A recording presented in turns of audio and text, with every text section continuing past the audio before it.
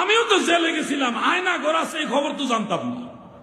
আমার নিয়ে জেলে ঢুকাইছে, চিন্তা করলাম দূর কি করবো, এখানে কাজ কি, 5 ওয়াক্ত নামাজ পড়ছি, মোনাজাত করছি, মোনাজাতে আবেগ ছিল, কানছি, মানুষ হাওমাও করে কানছে, মোনাজাত শেষ, অবসর কোনো কাজ না, কি করবো, ডাক দিয়ে কইছে আসেন আমরা একটু মিলাদ শরীফ পড়ি।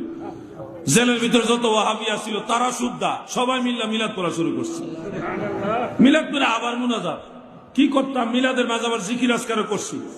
মোনাজাতে মোনাজাতে মিলাদে জিকির আজকারে পুরো জেলখানা একটা খানকা শরীফ হয়ে গেছে।